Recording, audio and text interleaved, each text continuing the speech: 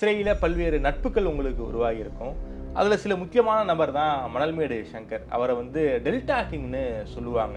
குறிப்பாக உங்களுக்கு மணல்மேடு சங்கர் சிறையில் எப்படி அறிமுகமானாரு, அந்த பின்னணி எங்களுக்காக சொல்ல முடியுமா சார்? தான் பிறந்த சமூகத்தில் நடக்கிற கொடுமைகளுக்கு எதிராக கொஞ்சம் கோபமாக பேசுறது, யாராக இருந்தாலும் எதிர்த்து நிற்கிறது, அப்படி ஒரு ஹீரோயிஸ் ரவுடிசத்தை நோக்கி நகர்ந்தார். No compromise. உங்க சைடுலயும் எங்க சைடுலயும். It's a GT promise. GT Holidays, South India's #1 travel brand. உங்கள் தங்க நகையை அதிக விலைக்கு விற்கவும் மற்றும் அடகில் இருக்கும் தங்க நகையை மீட்டெடுத்து அதிக விலைக்கு விற்கவும் உடனே அணுகவும். Prime gold hub 9840551787. சிறைக்குள்ள முதல் குற்றவாளியா சிறைக்கு போற யாரா இருந்தாலுமே வெளியே வரும்போது பல்வேறு வழக்குகளை உருவாக்கக்கூடிய ஒரு பெரிய குற்றவாளியா தான் வருவாங்க. அப்படிதான் சிறை பார்க்கும். ஆனா சங்கர் கிட்ட அந்த எந்த பழக்கமும், நீ பெரிய கோடீஸ்வரனா இருக்கலாம், பெரிய உயர்ந்த ஆதிக்க சாதியா இருக்கலாம், நீ கட்டையில தான் படுக்கணும், ஆயில் தண்டனை வாங்கினா நீ தரையில தான் படுக்கணும், நீ ஒன்றும் மெத்தையில படுக்க முடியாது. அந்த இடத்துல எல்லா சமூகத்தையும் அரவணைச்சு எல்லாருக்கும் உதவி செய்யற மனப்பான்மை அப்படி சங்கருக்கு தொடர்ந்து இருக்கும். மேல உலக குற்ற வழக்கில் இருந்தவங்க எல்லாருமே அதுல ஒரு 6-7 பேர் சொகுசா இருப்பாங்க. மற்ற எல்லாருமே கொஞ்சம் வறுமையில கஷ்டப்படுறவங்க தான். அந்த 6 பேர் சிறைக்குள்ள எல்லா சலுகையும் கிடைக்கும். அப்படிப்பட்ட சூழ்நிலை சங்கர் வந்திருந்தாப்ப வந்தோன்னு சங்கர் முறைப்பாப்புல எல்லாரையும் அவங்களெல்லாம் நான் சொல்லி சிறைங்க இங்கே யாரையும் முறைக்கக்கூடாது, ஏன்னா நீங்கள்லாம் என்ன அவங்களாம் விட்டு வச்சிருக்கீங்க, இங்கே வரக்கூடாது வைக்கக்கூடாது அப்படின்னு வாங்கிட்டுலாம் வரக்கூடாது பாப்புல. சிறையில் நம்ம யாரையுமே சொல்லக்கூடாது, நீ நம்ம பகைனா வெளியே பார்த்துட்டு போயிடணும். காவல்துறை நம்மளுக்கு என்கவுண்டர் பண்ணிடுவாங்கிற மனநிலைக்கு வந்துட்டாரு. ஏன்னா உள்ளுணர்வு அவருக்கு இருந்துச்சு. என்ன காரணம்னா, உங்கள்கிட்ட சொல்லும் போது உங்ககிட்ட லாஸ்டா பேசும்போது என்ன மைண்ட் செட்ல பேசினாரு இல்ல, ஆனா அவர் சாவு துணிஞ்சவர் தான். அவருக்கு எப்பயுமே சாவுன்ற மனநிலையில் இருப்பார். எதிரி ஒன்று கொள்ளுவாங்க, இல்லை நம்ம இந்த மாதிரி படுகொலைக்கு உட்படுவோங்கிற மனநிலையா இருப்பாப்ல. அவரை கொண்டு வந்துட்டாங்க, அவரை ஓட சொன்னாங்க போலீஸு, எஸ்கார்டு. அவர் ஓட மாட்டேன்னு சொன்னார். நீ சுடன்னு முடிவு பண்ணிட்டு என்னை சுடு, நெஞ்ச தூக்கி நிற்கிறேன் சுடு அப்படின்னாரு. ஏன்னா திமுறா பேசுறியான்னு சொல்லி சங்கரை கை நீட்டு கை நீட்டு பேனட்டை வச்சு அடிக்க வந்திருக்காங்க. அவர் பேனட்டே பிடிச்சி அவங்கள அடிக்க போயிருக்காப்புல. அப்படி ஒரு செத்த பிணத்தை போய் யாரோ ஒரு நபர் இப்படி செய்கிறது செஞ்சதா தகவல் காவல்துறைன்னு சொன்னாங்க. இந்த மாதிரி பார்த்து போனாங்க, செஞ்சுட்டு போனாங்கன்னு சொல்லிட்டு. அப்போ இதெல்லாம் பார்க்கும்போது செத்த பிறகும் ஒருத்தன் மீது இவ்வளோ கோபம் ஆத்திரம் இருக்குது, வன்மம் இருக்குன்னா அது எவ்வளோ இப்படி கொடூரமானது. இப்போ மனிதம் என்பதை நம்ம எதை தாண்டுறோம்? இப்போ மனிதனையும் பேசுகிறோம், மனிதம் சொல்கிறோம், எறும்பு கூட துரோகம் செய்ய மாட்டோங்கிறோம். ஒரு செத்த பிணத்தை ஒரு ஒரு உடலை குத்துறது, கிழிக்கிறதுனா அந்த மாதிரி கொடூரங்கள் இருக்குல்ல. அப்போ இதை தான் நம்ம கண்டிக்கிறோம். ஆதரணையர்களுக்கு அன்பு வணக்கம். இன்று நம்மோடு விசிகாவின் இளைஞரணி துணை பொதுச் செயலாளர் திருமிகு மாலின் அவர்கள் இருந்துள்ளார். வணக்கம் மாலின் சார். வணக்கம். உங்களுக்கு சிறை ஒரு மிகப்பெரிய ஒரு அனுபவத்தை கொடுத்துருக்கு. சிறையில் பல்வேறு நட்புகள் உங்களுக்கு உருவாகி இருக்கும். அதில் சில முக்கியமான நபர் தான் மணல்மேடு சங்கர். அவரை டெல்டா கிங்னு சொல்லுவாங்க. குறிப்பாக உங்களுக்கு மணல்மேடு சங்கர் சிறையில் எப்படி அறிமுகமானாரு, அந்த பின்னணி எங்களுக்காக சொல்ல முடியுமா சார்? மணல்மேடு சங்கருடைய கடந்த பிப்ரவரி 5 தான் 14 வருஷம் ஆச்சு அவருடைய நினைவு நாள். ஒரு நல்ல ஒரு இளைஞர், நல்லா உடல் கட்டான இளைஞர், நல்ல அழகான தோற்றம் உள்ள ஒரு நல்லா சிவப்பு அழகான தோற்றம், ஒரு சினிமாவில் நடிக்கக்கூடிய ஒரு கதாநாயகனுக்கான ஒரு அடையாளம் அவர் முகத்தில் இருக்கும். ஆனால் அப்படிப்பட்ட எப்படி இந்த delta king rowdyism, Dalit rowdyism இதுக்குள்ளே எப்படி ஆட்பட்டாருன்னா, ஒரு 16 வயசில் அவங்க குடும்பத்துக்கு ஒரு நெருக்கடி, டார்ச்சர். என்ன டார்ச்சர்? அஞ்சப்பர்னு சொல்லி ஒருத்தர் அந்த ஊரில் கொஞ்சம் சாராயவாரி போல், அவரும் குடும்பத்தை நெருக்கடி கொடுத்து அவங்க அம்மாவையோ அப்பாவையோ அடித்து ஏதோ பிரச்சனை பண்ணிட்டார் போல். அதுக்கு அந்த அஞ்சப்பரை பேருந்தில் வச்சு தலையை எடுத்து வெட்டி படுகொலை செய்து தலையை எடுத்து எங்கே அவங்க அப்பா அம்மா அடித்தாங்களோ அந்த இடத்துல தலையை உருட்டி விட்டு தகவல். இப்படியே இப்படியே வளர்ந்து வரப்ப, ஏன்னா ரவுடிசத்தை 2 வகையாக பார்க்கலாம். நான் அப்படி தான் பார்க்குறேன். ஏன்னா நீண்ட நாள் சிறையில் இருந்தனால சாதியத்திற்காகவும் ரவுடிசம் உருவாகிறவங்க சில பேர் இருப்பாங்க. சில பேர் கூலிப்படை கலாச்சாரத்தில் ரவுடிகளாக உருவாகுவாங்க. சில பேர் நட்புக்காண்டி ரவுடிசமாக உருவாகுவாங்க. அப்படி பார்த்தீங்கன்னா மணல்மேடு சங்கர் தான் பிறந்த சமூகத்தில் நடக்கிற கொடுமைகளுக்கு எதிராக கொஞ்சம் கோபமாக பேசுறது, யாராக இருந்தாலும் எதிர்த்து நிற்கிறது, அப்படி ஒரு ஹீரோயிச ரவுடிசத்தை ஓகே நோக்கி நகர்ந்தார்.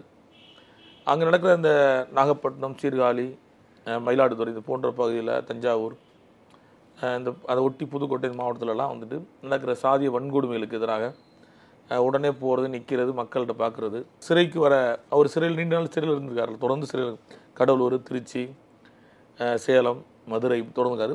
அப்படி எல்லா சிறையிலும் போனாலும் அங்கே உள்ள தலித் இளைஞர்கள்ட்ட ஒரு நட்பாக இருக்கிறது. தலித் இளைஞர்களை தாண்டி பிற சமூக இளைஞர்கள்ட்டையும் நட்பாக இருந்திருக்காரு. ஏன்னா இருந்தால் மணல்மேடு சங்கருடைய அந்த என்கவுண்டருக்கு பிறகு டெல்டா மாவட்டத்தில் நடந்த 2-3 மிகப்பெரிய படுகொலைகள். அந்த படுகொலையில் வந்து பார்த்திங்கன்னா முக்குளத்தூர் வகுப்பை சார்ந்தவங்களே வந்து சங்கருக்காக போய் இப்போ சம்பவத்தை ஈடுபட்டிருப்பாங்க. அப்போ அவர் இந்த சாதி கடந்து தன் சாதி சமூகத்திற்காக வந்தாலும் அதை விட மற்ற எல்லா சமூகத்தையும் அரவணைச்சு அவங்களோட நட்பாக இருந்து பொது நோக்கத்துக்கு, பொது எதிரான சிக்கல்களுக்கு தாண்ட சங்கத்தை போனால் தீர்க்க முடியும் அப்படின்ற மனநிலையை அந்த மயிலாடுதுறை, புதுக்கோட்டை, தஞ்சாவூர் மாவட்டத்தில் உருவாக்கி வச்சிருந்தாப்புல. ரெண்டாவது ஒரு எனக்கு சிறைக்குள்ள நட்பு. சிறைக்குள்ளே வந்து சில நாட்களே வந்து அவர் வந்து ஒரு என்ன சொல்றேன்னா ஒரு குணாதிசயம் சில பேத்துக்கு இருக்கும். சில ரவுடிகிட்ட பார்த்தீங்கன்னா வந்து மோசமான நடவடிக்கைகள் இருப்பாங்க. இந்த கஞ்சா போடுறது, இப்போ அந்த என்ன சொல்கிறேன்னா சின்ன பசங்கள்கிட்ட தப்பாக நடந்துக்கிறது, மாதிரி மோசமான நடவடிக்கை பழக்கங்களாக இருக்கும். சிகரெட் குடிப்பதும். சங்கர்கிட்ட அந்த கெட்ட பழக்கம் எதுவுமே இல்லை. சங்கர்கிட்ட அந்த கெட்ட பழக்கமே கிடையாது. ஒரே ஒரு முறையாக சிகரெட் கேட்டார். அது கூட வந்து அவருடைய கூட இருந்த குரசிவான்னு ஒரு நபரை வந்து படுகொலை செஞ்சிட்டாங்க திருப்பூரில் வச்சு. அதற்காண்டி தான் வந்து சிகரெட்டு குடித்தாப்புல. அது ஒரு பழக்கமாக வச்சுக்க மாட்டாப்புல. ஓரளவுக்கு தன் உடல் மீது அவ்வளோ அக்கறை உள்ள ஒரு நபர். சில எல்லா ரவுடிகளுமே வந்து உடல் மீது அக்கறை உள்ளவங்க இருப்பாங்க. ஓகே. ஏன்னா சில ரவுடிகள் வந்துட்டு டெய்லியும் காலைல எழுந்திரிச்சுன்னா சிறையில் வந்து நல்லா விளையாடணும், உடலை திடக்கட்டமாக வச்சுக்கணும் அப்படின்ட்டு உணவு பழக்கத்தை கூட கரெக்டாக கண்ட்ரோல் வச்சுக்குவாங்க. ஓகே. ஏன்னா அது நான் நிறையா ரவுடிகள்கிட்ட பார்த்துருக்கேன், நண்பர்களும் பார்த்துருக்கேன். விளையாடுவாங்க, காலை மாலையும் விளையாடுவாங்க, 2 நேரம் விளையாடுவாங்க சிறைக்குள்ளே. உடம்பு அவ்வளோ திடக்கமாக வச்சுக்குவாங்க. ஆனால் சங்கர் அதேமாதிரி தான். காலை மாலை விளையாடுவாப்புல, செட்டில் விளையாடுவாப்புல, வாலிபால் விளையாடுவாப்புல. விளையாட்டு மீது ஒரு பெரிய காதல், ஆர்வம் இருக்கு. ஒரு காதல். என்னென்னா சிறை வந்து கெட்ட பழக்க வழக்கங்களை ஈஸியாக கொடுக்கும். ஏன்னா வந்து நீங்கள் சிறைக்குள்ள முதல் குற்றவாளியாக சிறைக்கு போகிற யாராக இருந்தாலுமே வெளியே வரும்போது பல்வேறு வழக்குகளை உருவாக்கக்கூடிய ஒரு பெரிய குற்றவாளியாக தான் வருவாங்க. அப்படி தான் சிறை பார்க்கும். ஆனால் சங்கர்கிட்ட வந்து அந்த எந்த பழக்கமும் நல்லா சாப்பிடுவாப்புல, அப்படி தான் இருப்பாப்புல. நான் ஒரு முறை கேட்டேன், ஏன் அந்த வாழ்க்கைக்குள்ளே நீங்கள் ஏன் வந்தீங்க? ஏன்னா நான் சிறைக்குள்ளே எல்லா சமூகத்தில் ரவுடிகிட்டையும் பழகிருக்கேன். வர்ஜூர் செல்வம், மணல்மேடு சங்கர், டாக்டர் ரவி, அழகர், மோகன், இப்படி எல்லாரோடையும் நான் நட்பாக பழகிருக்கேன், வச்சுருக்கேன். எங்கள் செல்லையும் பக்கத்தில் இருந்திருக்காங்க. அப்படி நான் இப்போ பசுவி பாண்டியண்ண, நிறைய பேர் சொல்லலாம், லீலாவதி கொலை வழக்கில் மருந்தவருங்க, நிறைய பேர்கிட்ட பழகும் வச்சுங்களேன். நக்சல் பாரிகள் அமைப்பு இந்த அவங்ககிட்டலாம் பழகுவோம். அப்போ எல்லாருக்கிட்ட இருக்க குணாதிசயங்கள் பார்த்தீங்கன்னா வேறு வகையாக இருக்கும். ஆனால் சங்கர்கிட்ட ஒரு குணாதிசயம் என்னென்னா 4 பேருக்கு உதவி செய்யணும். சிறைக்குள்ளேயும் உதவி செய்கிறது கஷ்டம். சிறைக்குள்ளே உதவி செய்யணும்ல, ஒரு ஜட்டி கூட வாங்க முடியாது, ஒரு போட்டுக்கு டவுசர் வாங்க முடியாது, எல்லாமே வறுமையிலாம் இருப்பாங்க சிறைக்குள்ளே. அந்த இடத்துல சங்கர் வந்து யாராக இருந்தாலும் வந்து தன்னிட்ட இருக்கிற பொருளை கொடுத்துருவாப்புல. நான் நேரடியாக பார்த்துருக்கேன். என்னங்க அப்படின்னா, இல்லைண்ணே அவன் இல்லைன்றானே, நம்ம இருக்கலண்ணே. இப்போ என்கிட்ட சில குணாதிசயம் இருக்குது. என்னென்னா வந்து நான் நிறையா இங்கே தலைவர்கிட்டையும் பார்த்துருக்கேன். ஒரு பொருள் நம்மகிட்ட எக்ஸ்ட்ரா இருந்தால் ஒன்று வந்து கொடுத்து பழகணுன்னு இருக்கும். நம்மகிட்ட 10 ரூபா இருக்குன்னா எனக்கு 5 ரூபா போதும், ஒரு 5 ரூபா ஒருத்தன் கொடுத்துருவோன்னு நினைப்போம். அப்போ சிறைக்குள்ளே இந்த பழக்கத்தை உருவாக்குறோம். நீ வெளியவே கொடுக்க மாட்டேன், சிறைக்குள்ளே வந்து 5 ரூபா இருக்குல்ல, நமக்கு 5 ரூபா போதும், அவனுக்கு 5 ரூபா கொடுப்போம். என்கிட்ட 2 கைலி இருக்குது, அவனுக்கு ஒரு கைலி கொடுப்போம். கைலி இல்லாமல் நிற்கிறான், அவன் டவுசர் இல்லாமல் நிற்கிறான்ல, அவன் ஜட்டி இல்லாமல் இருக்கான்ல, ஷர்ட் இல்லாமல் இருக்கான்ல. அப்போ நம்மகிட்ட எக்ஸ்ட்ரா இருக்கிறத ஒரு கொடுக்குறோம்ல, அது வந்து சிறைக்குள்ளே வந்து சங்கர் போன்ற நபர்களுக்கு இருக்கும். இப்போ எங்களுக்கே நாங்களே வந்து யாராக இருந்தாலும் துணி கொடுப்போம். அது என்னன்னா வந்து அது இந்த சாதியெலாம் கிடையாது. எனக்கு இன்னொரு விஷயம் வந்துட்டு, இந்த சாதியை பற்றி பேசுகிறதுக்கே எனக்கு சில அவமானமாக இருக்கும். ஏன்னா சிறை வந்து சாதி கடந்து தான் இருப்போம். ஓகே. சிறை வந்து சாதி கடந்து தான் இருப்போம். ஆனால் சாதியை உருவாக்கும் சிறை அது வந்து வேறு மாதிரி உருவாக்கும் வச்சுக்கலாம். ஆனால் அதை தாண்டி சிறை சாதியை வந்து உடைக்கும். ஏனென்றால் சமைக்கிறதுல யார் இருக்கான்னு தெரியாது. ஆமாம். எல்லா சமூகமும் சமைப்பாங்க. அப்போ எல்லாரும் சமைச்ச சாப்பாடு சாப்பிட்டாகணும் ஒன்று. ரெண்டாவது குளிக்கிற இடம், படுக்கிற பக்கத்தில் நீ பெரிய கோடீஸ்வரனாக இருக்கலாம், பெரிய உயர்ந்த ஆதிக்க சாதியாக இருக்கலாம், நீ கட்டையில் தான் படுக்கணும். ஆமாம். ஆயில் தண்டனை வாங்கினா நீ தரையிலாம் படுக்கணும், நீ ஒன்றும் மெத்தையில் படுக்க முடியாது. அப்போ அங்கே வந்து அந்த இடத்துல வந்து எல்லா சமூகத்தையும் அரவணைச்சு எல்லாருக்கும் உதவி செய்கிற மனப்பான்மை அப்படி சங்கருக்கு வந்து தொடர்ந்து இருக்கும். ரெண்டாவது வந்து இந்த செல்ஃபோன் இருக்கும்ல, அதெல்லாம் அரிதாக பார்க்காதவன், அதை பற்றி பேசாதவங்களாம் நிறைய பேர் சிறைக்குள்ள இருப்பாங்க. இதெல்லாம் எந்த காலத்தில் சொல்கிறீங்க? 2004. ஓகே. அப்போது எல்லாருக்கிட்டையுமே செல்ஃபோன் கிடையாது. 2004 எல்லாருக்கிட்டையும் செல்ஃபோன். 2004 2005 அப்போ சிறைக்குள்ளே வந்துட்டு மோட்டோரோலான்னு ஒரு செல். ஓகே. மோட்டோரோலா. அப்போ 2-3 மோட்டோரோலா வச்சுருப்பாப்புல சங்கர், நோக்கியா பட்டன் செல்லுன்னு சொன்னேன். அப்போ என்னன்னா இந்த சாமானிய இந்த சிறைக்கு வந்து பல மனைவியை கொண்டுட்டு அண்ணன் தம்பி அப்படிலாம் வந்திருப்பாங்களே, அவங்களும் சங்கட போய் நிற்பாங்க. அவங்க எல்லா சமூகம் நிற்பாங்க. ஆனால் ஒரு ஃபோன் பேசிக்கணும் வீட்டுக்கு அப்படின்ட்டு. அப்போ நான் பார்ப்பேன் அங்கேருந்து வெளியேண்டு, பரவாயில்ல அவங்க பேசுங்கண்டு. அன்னைக்கு வந்துட்டு நீங்கள் ஒரு பிபிஎல் கார்டு பார்த்தீங்கன்னா ஒரு ஃபோன் பண்ணுறதுக்கு 5 ரூபா 10 ரூபான்னு போகும். ஆமாம். அப்படியே இதாக போயிட்டு இருக்கும். 50 ரூபாய்க்கு போட்டால் ஒரே நோட்டில் போயிடும் காசு. அப்போல்லாம் வந்து அது ரீசார்ஜ் 300 400 ரீசார்ஜ் பண்ணோன்னா அது உடனே போயிடும். அப்போ சங்கர் வந்து அதாவது ஃபோன் பேச விடுவாப்புல, பேசுங்கன்ட்டு. ஒரு நாளைக்கு குறைஞ்சபட்சம் அவருடைய செல்லு வாசலில் ஒரு 100 பேராச்சும் ஃபோன் பண்ணி பேச நிற்பான். ஓகே. எல்லா சமூகத்துலையும். எனக்கு ஆச்சரியமாக இருக்கு. சார்ஜ் போடணும், அவனை ரீசார்ஜ் பண்ணணும். என்னங்க இல்லைண்ணே பாவம்ண்ணே, அவன் எங்கே பேசுவான். அதனால சில அதிகாரிகள் வந்து சங்கரை வந்து நெருக்கடி பண்ண மாட்டாங்க. ஓகே. அதை நெருக்கடி பண்ணாமல் சரி போ 4 பேர் ஆனால் உதவியாக இருக்காங்களா அப்படின்னு விட்டுருவாங்க. ஆனால் சங்கர்கிட்ட ஒரு கெட்ட என்னன்னா தனக்கு துரோகம் செஞ்சால் சங்கருக்கு பிடிக்காது. ஓகே. நம்பிக்கையாக சிறைக்குள்ள பழகிறவ யாராவது சமைச்சா தான் சாப்பிடுவாப்புல. நம்பிக்கை இல்லாமல் ஒரு சாப்பாடை கொண்டு வந்து ஏதாவது புதுசாக கொடுத்தா சாப்பிட மாட்டாப்புல. இந்த நேர்காணலுக்குலாம் போயிட்டு பசங்க அதுன்னு வாங்கிட்டு வருவாங்களே, அவனுங்களும் நினைக்கலாம் நம்ம கொடுத்தா சாப்பிட மாட்டாருன்னு. அவர் சாப்பிடாத காரணம்னா உன்னையே தெரியாமல் ஒருத்தன் எனக்கு ஏமாத்தியா வச்சு விட்ருவான். உன்னை நீயே கொண்டு வர தெரியாமல் நேர்காணலில் ஏதோ ஒன்று வாங்கிட்டு எனக்கு கொடுத்துருவா. அது வந்து ஒரு ஃபுட் பாய்சன் ஆகி எனக்கு என்ன பிரச்சனையாக இருந்து யார் கொடுத்தாலும் வாங்கி வச்சுருவாப்புல, சாப்பிட மாட்டாப்புல. நான் கூட கேட்டவனால ஏன் வாங்கி வைக்கிறீங்க, அவன் மனசு புண்பற்றக்கூடாதுண்ணே. அவங்க அம்மா அப்பா வந்து பார்த்துருக்காங்க, நம்ம அண்ணனை கூட கொடுக்குறோன்னு வருவாங்க. நான் அதை முன்னாடி வேணான்னு சொன்னோம்னா தப்பானப்பா, வாங்கி வச்சோம்னா யாரும் பசங்க சாப்பிட்டுக்குவானுங்களா, அதை வாங்கி வச்சேன் அப்படின்னு. ஏன் நீங்கள் சாப்பிட மாட்டீங்களா? இல்லைண்ணே நம்ம எதுக்கு சாப்பிட்றோம், நமக்கு தான் இருக்கலாண்ணே.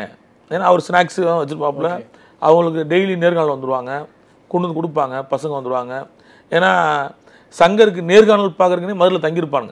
ரூம் போட்டு தங்கி வந்து நேர்காணல் பார்க்க வைக்க, இவர் என்ன சொல்கிறாரோ வெளியே போய் செய்ய வைக்க, இப்படி தொடர்பில் இருப்பாங்க. அதனால் நமக்கு எதுக்குண்ணே அப்படின்ட்டு. ஆனால் அதில் கவனமாக இருப்பாப்புல, யார்கிட்ட வாங்கி சாப்பிடணும், யார்கிட்ட வாங்கி சாப்பிடக்கூடாது. சாப்பாடுமே சரி, கிச்சனில் போய் கேண்டீனில் போய்ட்டு சாப்பாடுருவாங்க, அங்கே போய் ஃப்ரெஷ்ஷாக சாப்பாடுருவாங்க வயலு. அதுக்கு நம்பிக்கை ஒரு ஆள் வச்சுப்பாப்புல. அவன் தான் ஃப்ரெஷ்ஷாக சாப்பிட்டான். சமைப்பாப்புல ஒருத்தர் விஜின்னு சொல்லி, விஜி குழம்பு வச்சு சமைச்சு வச்சா சாப்பிடுவாப்புல. அந்த மாதிரி ஒரு நம்பிக்கை வட்டார சிறைக்குள்ள வச்சுனால எவ்வளோ பேர்கிட்ட பண்ணாலும் மரியாதையாக அண்ணன் வாங்கினேன் வாங்க தோழர் அப்படி தான் இருப்பாப்புல. ஒரு என்ன சொல்லணும்னா சிறை வந்து இப்படியெல்லாம் சிறையில் இருப்பாங்களாங்கிற எனக்கு மணல்மேடு சங்கர் ஆச்சரியமான நபர். குறிப்பாக மதுரை மாதிரியான சிறைகளில் வந்து இந்த சாதிய முறைகள் நிறைய இருக்கும். இவர் வந்து தலித் சமூகத்தை சேர்ந்தவர், ஆதிக்க சமூகத்தை சேர்ந்தவர்கள் நிறைய பேர் இருப்பாங்க. இவர் காரணமாக அந்த மோட்டிவ் அப்படிலாம் உருவாகி இருக்கா மதுரை சிறையை பொறுத்த வரைக்கும்? இல்லை, மதுரையில் நாங்கள் இருக்கும் போதுமே சில மோட்டிவ்கள் இருக்கும். லீலாவதி கொலை வழக்கர் இருந்தாங்க. அவங்க முக்குளத்துறவு போய் சேர்ந்தால் கூட அவங்களாம் நட்பாக தான் பழகுவாங்க, பேசுவாங்க. அந்த நேரத்தில் வந்து மேலவளவு வழக்கில் உள்ள குற்றவாளி ராமர், அந்த 17 பேர் ஆயுள் தண்டனில் வந்து இருந்தாங்க. எங்களுக்கு 8th பிளாக்ல அவங்க இருந்தாங்க. அப்போ சிறை சூப்பர்லாம் கொடுத்து சொன்னாங்க, அவங்க வந்து மேலளவு குற்றவாளி, உங்கள் கட்சிக்கு எதிராக இருக்கவங்க, எதுவும் முரண்பாடு வச்சுருக்காங்கன்னு. அப்போ நாங்கள் சொன்ன சிறை வந்து சிறையில் எல்லாமே சிறைவாசி தான், ஆகையால் நம்ம போய் அங்கே போய் முரண்பாடெலாம் வச்சக்கூடாது, யாராக இருந்தால் என்ன எல்லாமே கைதி தான் அப்படின்ற மாதிரி தான் இருப்போம். அவங்க குளிக்க போனோம்னா நான் குளிக்க போக மாட்டோம், சின்ன சின்ன விஷயத்தில் அப்படி தள்ளியே இருப்போம். அவங்க வந்தாங்கன்னா நீங்கள் போக மாட்டீங்க, நீங்கள் இருந்தால் அவங்க வர மாட்டாங்க, அப்படிமே தள்ளி இருப்போம். ஒரு நாள் என்னாச்சுன்னா அந்த நேர்காணல் ஃபைல் அந்த செவ்வாய்க்கிழமை ஃபைல் பார்ப்பாங்க. சூப்பரண்டு டாக்டர்லாம் வருவாங்க. அது ரோல் கால் ஃபைல் எல்லா பிளாக்கையும் சுத்தம் பண்ணிருக்காங்களா இல்லையான்னு பார்க்க வருவாங்க. யாருக்கும் தேவையாக குறைன்றாங்க. அப்படி வரும்போது ஒரு நாள் வந்து இந்த குற்றத்தில் சாட்டப்பட்ட குற்றவாளிகள்லாம் வந்துட்டு ஃபைலில் உட்காரணும் வரிசையாக உட்காராமல் நின்றுட்டு இருந்தாங்க அந்த பிளாக்குள்ளே. அப்போ நாங்கள் வந்து உட்காந்துருந்தோம். அப்போ டக்குன்னு நான் வந்து எந்திரிச்செல்லாம் நிற்போம். அப்போ நாங்கள் இதெல்லாம் எந்திரிச்சிருந்தோம். அப்போ ஒரு அதிகாரி வந்து என்ன எந்திரிச்சு நிற்கிறீங்க நீங்களாம் அப்படின்ட்டு. அப்போ அவங்கள உட்கார சொல்லுங்கள், ஃபைல்னால் எல்லாத்துக்கும் பொதுவானது தானே, அவங்க நிற்கிறாங்க நாங்கள் உட்கார சொல்கிறேன் அப்படின்னு நான் எதிர்த்து பேசுகிறேன். என்ன இப்படிலாம் சிறைக்குள்ளே பேசக்கூடாது, சிறை எல்லாத்துக்கும் பொதுவானது தான், நீங்கள் தான் அதிகாரியாக சிறையை சாதி பார்க்குறீங்க, நீ தான் பிரித்து வைக்கிறீங்கன்னு சொன்னோன்னே அப்போ ஒரு சூழல் மாறுச்சு. சரி அப்போ நீங்கள் எந்திரிச்சு இல்லைங்க. அப்போ நாங்கள் எந்திரிச்சு நிற்போம், அவங்க நிற்பாங்க. ஏன்னா டவுசர் போட்டு தான் நேர்காணல் போகணும். அப்படி ஒரு சிலர் வந்து வேட்டி கட்டி தான் நேர்காணல் போவாங்க அந்த வழக்கில் உள்ளவங்களாம். சரி. அப்போ நான் சொன்னேன் நாங்களும் வேட்டி கட்டி போவோம். வேட்டியை விரும்புவாங்க. அவங்க சொல்லுங்கள், அவங்களாம் வேட்டி கட்டியிருக்காங்க, எல்லோரும் டவுசர் போட சொல்லுங்கள். இப்படி சின்ன சின்ன விஷயத்தில் வந்து இருக்கும். இது என்ன அதிகாரிகளே ஊக்குவிப்பாங்க சில விஷயங்களை. அதிகாரிகளுக்கும் சாதி பாசம் இருக்கும். ஏன்னா வந்து அந்த மேல உள்ள குற்ற வழக்கில் இருந்தவங்க எல்லாருமே வந்துட்டு அதில் ஒரு 6-7 பேர் வந்து சொகுசாக இருப்பாங்க. மற்ற எல்லாருமே கொஞ்சம் வறுமையில் கஷ்டப்படுறவங்க தான். அந்த 6 பேர் வந்து சிறைக்குள்ள எல்லா சலுகையும் கிடைக்கும் அவங்களுக்கு. அப்போ அந்த சூழலை நாங்கள் வந்துட்டு சரி சிறை அவங்களுக்கு கிடைக்குது, நமக்கு கிடைக்கலன்னு கோவப்படக்கூடாது. அப்படிப்பட்ட சூழலை சங்கர் வந்து வந்திருந்தாப்புல. வந்தோன்னு சங்கர் வந்து முறைப்பாப்புல எல்லாரையும் அவங்களெல்லாம். நான் சொல்லி சிறைங்க இங்கே யாரையும் முறைக்கக்கூடாது, இல்லைண்ணே நீங்கள்லாம் என்ன அவங்களாம் விட்டு வச்சுருக்கீங்க, இங்கே வரக்கூடாது வைக்கக்கூடாது அப்படின்னு வாங்கிட்டுலாம் வரக்கூடாது பாப்புல. சிறையில் நம்ம யாரையுமே சொல்லக்கூடாது, நீ நமக்கு பகைனா வெளியே பார்த்துட்டு போயிடணும், அது கட்சி பகை தான், அதனால் இங்கே சாதி பகையில் பார்க்கக்கூடாதுங்க. நம்ம இப்போ சமூகத்துக்கு கொலை பண்ணாங்க, அப்போ அதுக்கு வந்து வெளியே வந்து பேசுகிற வைக்கிறக்கணும். சிறைக்குள்ளே வந்து மற்ற கைதிகள் மனதில் வந்து நாம் சாதி பார்த்துன்னு வந்துடக்கூடாது அப்படின்னு நான் வந்து எங்கள் பிளாக்கில் நாங்கள் வந்து தொடர்ந்து புரட்சி அம்பேத்கருடைய பிறந்த நாள் நினைவில் கொண்டாடிருக்கோம். நாங்கள் எல்லாரையுமே கூட்டு வச்சு தான் பேச வச்சுருக்கோம். எல்லாரையுமே கூட்டு வச்சு தான் பேசியிருக்கோம். அதுலேயும் வந்து குறிப்பாக நான் இப்போ சொல்லணும்னா, ஒரு முறை அம்பேத்கருடைய நினைவு நாள் கொண்டாடும் போது நிகழ்ச்சி நடத்தும் போது மேலவளவில் குற்றஞ்சாட்டப்பட்ட ஒரு மீன் வியாபாரி பாண்டின்னு நினைக்கிற ஒரு பேர் எனக்கு ஞாபகத்தில் இருக்குது. பாண்டி மீன் வியாபாரி, அவர் 16 அக்யூஸ்டு. அவரை வந்து அம்பேத்கர் படத்துக்கு மாலை போட சொன்னேன், பூ போட்டார் அம்பேத்கர் படத்துக்கு. ஏன்னா வந்துட்டு அங்கே நாங்கள் மாகாயிக்கா, கம்யூனிஸ்ட் கட்சி, எம்எல் பார்ட்டி, மற்ற எல்லா அமைப்புகளும் கூப்பிட்டு தான் நாங்கள் வந்து நிகழ்ச்சி நடத்துகிறோம். அப்படி நடத்தும் போது முக்குளத்துறவு போய் சேர்ந்தே இந்த உசிலம்பட்டி பாண்டி அண்ணன் ஒருத்தர், உசிலம்பட்டி பாண்டி ஒரு பேர், பாண்டி அண்ணன், மாக்காய்க்கால செல்வராஜ்னு சொல்லி அவர் பிரமலை கல்லூரி போய் சேர்ந்தவர்.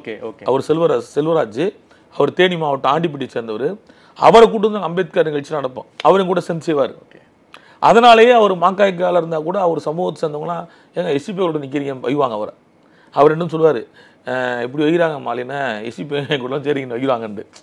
நாங்கள் சிறைக்குள்ள என்ன செஞ்சோம்னா, இந்த எல்லா அமைப்பும் சேர்ந்துமே வந்து படிப்பு வட்டம்னு ஒரு வட்டத்தை உருவாக்கி, அந்த மாதிரி நக்கீரன், ஜூனியர் விடன், ஆனந்த விடன், என்னென்ன புத்தகமோ அரசியல் புத்தகங்களும் சரி, நாளிதழ்கள் இதெல்லாம் படிக்கிறதுக்கு வெளியே இருந்து வாங்கிட்டு சொல்லி இந்த வாரம் 10 ரூபா 20 ரூபான்னு போடுவோம். ஒரு 15 பேர் போட்டு புத்தகங்கள் வாங்கி படிப்போம். அதற்கு ஒரு நண்பர் வந்து அல்லுமா இயக்கத்தில் இருந்த ஒரு நண்பர் இமாமலி கேஸில் எஸ்கேப் கேஸில் ஒருத்தர் இருந்தாப்புல. அந்த இமாமலி எஸ்கேப் கேஸில் அவர் தான் அந்த புத்தகத்தெல்லாம் வாங்கி கொடுத்துடுவாப்புல. ஏன்னா அவங்க டெய்லி நேர்காணல் போவாங்க, சொன்னோம்னா உடனே வாங்கிட்டு வந்து கொடுப்பாங்க எல்லா புத்தகமும். அப்படியே நட்பாக இருப்போம். ஆனால் இதெல்லாம் வந்து மதுரை சிறையில் அந்த சாதியை கடந்து ஒரு தோழமை, நட்பு, உறவும். இது சங்கருக்கு தெரியாது, இது மணல்மேடு சங்கருக்கு அவருக்கு இதை பற்றி தெரியாது. அப்போ நான் எடுத்து சொன்னேன், இங்கே மதுரை பொறுத்தளவுக்கு பாளையங்கோட்டையோ இல்லை சென்னை போன்ற இடங்கள் மாதிரிலாம் மதுரை கிடையாது. மதுரை முழுக்க வந்து நட்புக்காண்டி கொலை அந்த சம்பவங்கள் ஈடுபட்டு தான் ஒழிய சாதிய கொலைகள் மதுரை கிடையாது. அது மேலளவு 1-2 இடங்களில் மேலளவு படுகொலை, இல்லை கிராமத்தில் சாதியம் நடக்கும், கிராமத்தில் நடக்கிற படுகொலை தான் ஒழிய இதுக்குன்னே ஒரு குறிப்பாக இருப்பெல்லாம் கிடையாது. இப்போ தென் மாவட்டம் நீங்கள் இப்போ திருநெல்வேலி சாதிய படுகொலை நடந்துகிட்டே இருக்கும், 2 சமூகம் 3 சமூகத்துக்குள்ளேயும் மோதல் இருந்துகிட்டே இருக்கும். ஆனால் மதுரையில் வந்து அப்படி சாதிய படுகொலைன்னு சொல்ல முடியாது. அது வந்து கிராமத்தில் சாதிய படுகொலை நடந்திருக்கும், அந்த கிராமத்தில் நடந்திருக்கும். அந்த மாவட்டமே அப்படி இருக்காது. நட்புக்கு படுகொலைக்காக பழக்கத்துக்காக பண்றது தான் நிறைய. மதுரை கொலைகள் பார்த்தீங்கன்னா அதுதான். அப்போ சங்கருக்கு நான் புரிய வச்சேன், நீங்கள் வந்து இங்கே வந்து மற்ற மாவட்டம் நினச்சிடாதீங்க, இங்கே வந்து இந்த சூழல் வேற. ஓகே. அப்படி சொன்ன சங்கருக்கு தான் பின்காலத்தில் மதுரையை சேர்ந்தவங்களே அவருக்கு வந்து ஒரு பெரிய பலமாக உதவியாக இருந்தாங்கிறது இன்றைக்கும் வரலாற்றில் இருக்குது. ஏன்னா சங்கர் இறந்த பிறகும் சங்கருக்காக மதுரையில் இருந்த முக்குலத்தோர்கள், செட்டியார்கள், மற்ற சமூகத்தை சார்ந்த இளைஞர்கள்லாம் சங்கருக்கு பெரிய ஒரு பலமாக உதவியாக இருந்தாங்க. இன்றைக்கும் அந்த நட்பு அவங்க அந்த குடும்பத்துக்கும் அவங்களும் தொடருது எனக்கு தெரியும். குறிப்பாக மணல்மேடு சங்கர் என்கவுண்டரை செஞ்சிடறாங்க போலீஸ். சிறையில இருந்து டெல்டாவுக்கு ஏதோ நீதிமன்றத்துக்காக போறாரு. நீதிமன்றத்திலே சொல்றாரு, எனக்கு வந்து உயிருக்கு அச்சுறுத்தல் இருக்கு, போலீஸே கூட வந்து என்கவுண்டர் பண்ணிடுவாங்க அப்படின்னு நீதிமன்றத்திலே அதை பத்தி பேசுறாரு. அவர் சொன்ன மாதிரியே டெல்டாவில இருந்து சீர்காழின்னு நினைக்கிறேன், எனக்கு நினைவு சரியா இருந்தா சீர்காழின்னு நினைக்கிறேன், சீர்காழி சைட்ல இருந்து மதுரைக்கு கொண்டு வரும் வழியில புதுக்கோட்டையிலயோ எங்கேயோ வச்சு என்கவுண்டர், கந்தர்வ கோட்டையில வந்து என்கவுண்டர் செய்யறாங்க. என்கவுண்டர் எப்படி நடந்துச்சு? குறிப்பாக திட்டமிட்ட சதியா அல்லது என்கவுண்டர் தானா? அது அவர் வாய்தாக்கு அன்னைக்கு பிப்ரவரி 5 காலைல வாய்தாக்கு போகிறதுக்கு முன்னாடி பிப்ரவரி 4 என்கிட்ட பேசுகிறாரு. நான் ஃபோனில் பேசுகிறேன், என்கிட்ட பேசுகிறாரு. ஆனால் வாய்தா இருக்குண்ணே, நான் வந்து நீதிமன்றத்தில் அம்மா ஒரு மனு தாக்கல் பண்ணியிருக்காங்க, ஓகே, அவங்க பேரில் ஹைகோர்ட்டில் ரிட்டு போட்டிருக்காங்க, இந்த மாதிரி என் உயிருக்கு ஆபத்து இருக்குன்னு சொல்லிட்டு நீங்களும் செய்தியை பத்திரிக்கை சொல்லுங்கண்ணே, யாருனாச்சும் சொல்லுங்கண்ணேன்னாரு. நானும் இதை வந்து சில பேர் தெரியாது இப்போ வந்துட்டு, ஏன்னா தலைவர் எழுச்சி தமிழரிடம் மணல்மேடு சங்கர் விஷயமாக நான் போய் பேசியிருக்கேன், தலைவர் சொல்லியிருக்கேன், தலைவரும் வந்து அதிகாரிகள்கிட்ட பேசியிருக்காரு. இதெல்லாம் யாருக்கும் தெரியாது. ஏன்னா அன்றைக்கி நான் சிறையை விட்டு வெளியே வந்தனே, என்னோடு உடன் வந்த தம்பி அதிவீர பாண்டியன் இருக்கான், இன்றைக்கி இருக்கான். நாங்கள் தான் அண்ணன் சொல்கிறோம், அண்ணன் வந்து நான் அதிகாரிலாம் பேசுகிறேன்ப்பா, அந்த தம்பியை மட்டும் கொஞ்சம் அமைதியாக இருக்க சொல்லுங்கள் அப்படின்லாம் என்கிட்ட சொன்னார். ஓகே, தம்பியை மட்டும் அமைதியாக இருக்க சொல்லு, மணல்மேடு சங்கர் சொல்கிறேன், அமைதியாக இருக்க சொல்லுப்பா அப்படின்றாரு. ஆனால் அந்த 4 என்கிட்ட பேசுகிறாப்புல, வாய்தாக்கு நாளைக்கு போகிறேன்னா என்ன சொல்லுன்னு தெரியாதுன்னு. ஆனால் அவருக்கு மனதுக்குள்ளேயும் சரி அவருடைய அந்த தோற்றமே மாறிடுச்சு. அந்த கடந்த சில நாட்களில் என்னென்னா வந்து காவல்துறை நம்மளுக்கு என்கவுண்டர் பண்ணிடுவாங்கிற மனநிலைக்கு வந்துட்டார். ஏன்னா உள்ளுணர்வு அவருக்கு இருந்துச்சு. என்ன காரணம்னா, உங்கள்கிட்ட சொல்லும் போது உங்ககிட்ட லாஸ்ட்டாக பேசும்போது என்ன மைண்ட் செட்டில் பேசினாரு? இல்லை, ஆனால் இப்போ அவர் அந்த சாவு துணிஞ்சது தான். அவருக்கு எப்பயுமே சாவுன்ற மனநிலையில் இருப்பார். எதிரி ஒன்று கொள்ளுவாங்க, ஓகே, இல்லை நம்ம வந்து இந்த மாதிரி படுகொலைக்கு உட்படுவோங்கிற மனநிலையாக இருப்பாங்க. ஓகே. ஆனால் ஏன்னா அவர் என்னென்னா எஸ்கார்டில் வச்சு எப்படி என்கவுண்டர் பண்ணுறாங்கன்றதுல இதுக்கு ஒரு சின்ன உதாரணம் ராஜாராம் என்கவுண்டர். மதுரை சென்னையில் வந்து புழல் சிறையில் சென்ட்ரல் ஜெயிலில் இருக்கும்போது தமிழ்நாடு மக்கள் விடுதலை படை ராஜாராம் வந்து சிலையம்பட்டி ராஜாராம் அவர் வாய்தா கூட்டு போகிறோம் கோட்டூரில் வச்சு என்கவுண்டர் பண்ணாங்க. ஓடுன்னு சொன்னாங்க, அவர் ஓட மாட்டேன்னு சொன்னார். அந்த சரவணன் சொல்லி புதுக்கோட்டை சரவணன் வச்சு 2 பேரும் என்கவுண்டர் பண்ணாங்க. அது என்னன்னா அதே ஸ்டைலில் தான் சங்கர் நீதிமன்ற காவலில் இருக்கும்போதே சீர்காழி கோர்ட்டுக்கு போயிட்டு வரும்போது கந்தவர்கோட்டை கீரனூர், அந்த கீரனூரில் வச்சு என்கவுண்டர் பண்ணுறாங்க. எனக்கு என்கவுண்டர் நடந்து ஒரு 6 மணி இருக்கும். 6 பகத்சிங்னு அண்ணன் வழக்கறிஞர் இருக்கார் மதுரையில், தமிழ் காண்டிலாம் வந்து உயர்நீதிமன்றத்துலாம் போராடினார், தமிழ் மொழி வழக்கு நடத்தணும் போராடினார். அவர் எனக்கு ஃபோன் பண்ணார், இந்த மாதிரி சங்கர் என்கவுண்டர் ஆகிட்டார் தெரியுமாமல்லேருந்து. அப்போல்லாம் பட்டன் செல்லு தான். ஆனால் தெரியலண்ணே, அப்போ நியூஸ் பாருங்க, நியூஸ் பார்க்குறேன், டிவியில் நியூஸ் போயிட்டுருக்கு. ரொம்ப வருத்தமாக போச்சு. அந்த நேரத்தில் தான் அண்ணன் எவிடன்ஸ் கதிரும் ஃபோன் பண்ணார் எனக்கு, எவிடன்ஸ் அமைப்பு கதிரன்னு ஃபோன் பண்ணாங்க. இந்த மாதிரி ஒரு என்கவுண்டர் மாலையன் சங்கர் உங்களுக்கு தெரியுமாமே சொன்னாங்க அப்படின்னா. ஆமாம், நான் நண்பர் தானே, நம்ம சிறையில் இருந்தாருனே, தலித் சமூகம் நம்ம சமூகத்தை சேர்ந்தது தானே. சரி நம்ம போகலாமான்றார், போய் பாட்டு வரலாமா வரீங்களான்றார்.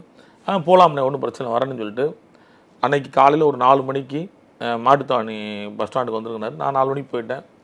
அவருக்கு நானும் எவிடன்ஸ் கதிரன்னு ஒரு அம்பாஸ்டர் காரில் நேராக புதுக்கோட்டை இந்த கீரனூர் கந்தவர்கோட்டையிட்ட என்கவுண்டர் செய்யப்பட்ட இடத்துக்கு போகிறோம். அங்கே போய் பார்த்து எல்லாம் ஃபோட்டோ எடுத்து அதேமாரி சங்கரை வந்து தஞ்சாவூர் மருத்துவமனையில் வச்சுருந்தாங்க, அரசு மருத்துவமனை வச்சுருந்தாங்க. அங்கே அவங்க அம்மா போலீஸ் எல்லாம் இருந்தாங்க, கட்சியினுடைய விடுதலை சிறுத்தையுடைய முன்னணி பொறுப்பாளர்னு இருந்தாங்க. நானும் அண்ணன் எவிடன்ஸ் கதிரும் உள்ள பர்மிஷன் கேட்டு உள்ளே போய் பிளாக் டிஷர்ட்டு ப்ளூ ஜீன்ஸு படுத்திருக்காங்கள. ஏன்னா அந்த படம் இப்போ வரைக்கும் எவிடன்ஸ் கதிட்டு இருக்குது. அது என்னென்னா வந்துட்டு அதை நினைக்கும் போது எனக்கு அழுகு வந்துடும். ஒரு கம்பீரமாக ஒரு மனிதன் வந்து யாராக இருந்தாலும் ஒரு கம்பீரமாக ஒரு மனிதன் வந்துட்டு அவன் மேலே குண்டடிப்பட்டு கிடந்தால் எப்படி இருக்கும்? அது வந்து என்னால் எனக்கே ஒரு அழுகை வந்துருச்சு. அந்த இடத்துல அழுதுட்டேன். நம்ம இது வரைக்கும் யாருக்கும் அழுது கிடையாது. எனக்கே அழுக வந்துருச்சு. என்னடா இப்படி ஆடான்ட்டு. ஏன்னா ஒரு மாவீரன் இப்படி உடம்பு விரிச்சு இப்படி நிற்பாப்புல, டிஷர்ட் இப்படி ஏறி நிற்கும், இப்படின்ட்டு சொல்லுங்க அப்படின்னு பாப்புல. அந்த ஸ்டைல்லாம் பார்க்கும்போது படுத்துக்க தரையில் சிமெண்ட் வெறும் தரையில் படுத்துருந்தா அந்த ஸ்ட்ரெச்சரில் இது இணைச்சி பார்க்க முடியுமா? அது ரொம்ப வேதனையாக இருந்துச்சு எனக்கு. அப்படிப்பட்ட ஒரு நல்ல அந்த நல்ல மனிதன் இப்படி இறந்துட்டான வேதனை. அன்னைக்கு அவங்க அம்மாவும் தங்கச்சியும் வந்து காவல்துறையை வந்து அவ்வளோ மோசமாக வஞ்சாங்க, திட்டினாங்க. ஆம்பெல்லாம் அவனை ஒண்டி மோதிக்க வேண்டியதானடா, ஏன்டா பொண்டு போய் மீதி வந்து அவனை சுட்டிங்கன்ட்டு அங்கே உள்ள காவல்துறை அதிகாரிலாம் பார்த்து கேட்டாங்க. அங்கே அப்போ நாங்கள் விசாரிக்கும் போது பின்னால் விசாரித்த தகவல் என்னென்னா, அவரை கொண்டு வந்துட்டாங்க, அவரை ஓட சொன்னாங்க போலீஸு, எஸ்கார்டு. அவர் ஓட மாட்டேன்னு சொன்னார். நீ சுடன்னு முடிவு பண்ணிட்டு என்னை சுடு, நெஞ்ச தூக்கி நிற்கிறேன் சுடு அப்படின்னாரு. ஏன்னா திமிரா பேசுறியான்னு சொல்லி சங்கரை கை நீட்டு வந்தேன். கை நீட்டு பேனட்டை வச்சு அடிக்க வந்திருக்காங்க. அவர் பேனட்டே பிடிச்சி அவங்கள அடிக்க போயிருக்காப்புல. சுடன்னு முடிவு சுடுறான்னு சொல்லி சண்டை போட்டிருக்காப்புல. அதை முடிஞ்சதுக்கு அப்புறம் வந்து யாரோ ஒரு நபர் அந்த இடத்துக்கு வந்து சங்கரை வந்து பார்த்துட்டு ஏதோ கத்தியாலே தொடையில் காயம் இருக்குது. ஓகே, ஒரு காயம் கத்தியால் குத்துன மாதிரி கிழிச்ச மாதிரி காயம் தொடையில். அப்படி ஒரு செத்த பிணத்தை போய் யாரோ ஒரு நபர் வந்து இப்படி செய்கிறது வந்து செஞ்சதா தகவல் காவல்துறைன்னு சொன்னாங்க. இந்த மாதிரி பாட்டு போனாங்க, செஞ்சுட்டு போனாங்கன்னு சொல்லிட்டு. அப்போ இதெல்லாம் பார்க்கும்போது செத்த பிறகும் ஒருத்தன் மீது இவ்வளோ கோபம் ஆத்திரம் இருக்குது, வன்மம் இருக்குன்னா அது எவ்வளோ இப்படி கொடூரமானது. இப்போ மனிதம் என்பதை நம்ம எதை தாண்டுறோம்? இப்போ மனிதனையும் பேசுகிறோம், மனிதம் சொல்கிறோம், எறும்பு கூட துரோகம் செய்ய மாட்டோங்கிறோம். ஒரு செத்த பிணத்தை வந்து ஒரு உடலை வந்து குத்துறது, கிழிக்கிறதுனா அந்த மாதிரி கொடூரங்கள் இருக்குல்ல. அப்போ இதை தான் நம்ம வந்து கண்டிக்கிறோம். ஏன்னா காவல்துறை செய்த என்கவுண்டரும் தப்பு, அதை தாண்டி அந்த இறந்த மனிதன் உடல் மீது வந்து கத்தியை வச்சதும் தப்பு. இதெல்லாம் வந்து ஏற்றுக்கொள்ள முடியாது. மனிதனையும் பேசுகிறோம், மனிதம் பேசுகிறோம், நமக்குள்ள இவ்வளவு பகைமைங்கிறது இருக்கக்கூடாது. ரொம்ப நன்றி மாலின் சார். உங்களுக்கும் மணல்மேடு சங்கருக்குமான அந்த சிறை அனுபவங்களை பற்றி ரொம்ப விரிவாக பேசியிருக்கீங்க. வெளியில் யாருக்கும் தெரியாத தகவல்களை ரொம்ப வெளிப்படையாக பேசியிருக்கீங்க. குறிப்பாக இந்த என்கவுண்டர் செய்யப்பட்ட பிறகும் அவர் மீது தொடையில் வந்து ஒரு மிகப்பெரிய ரத்த காயம், அது எதிரிகள் பண்ணியிருக்காங்க அப்படின்னு வந்து உங்களுக்கு தெரிஞ்ச தகவலை ரொம்ப வெளிப்படையாக பேசியிருக்கீங்க. நேரில் வந்து நேரம் கொடுத்து பேசியமைக்கு நன்றி மாலின் சார். நன்றி.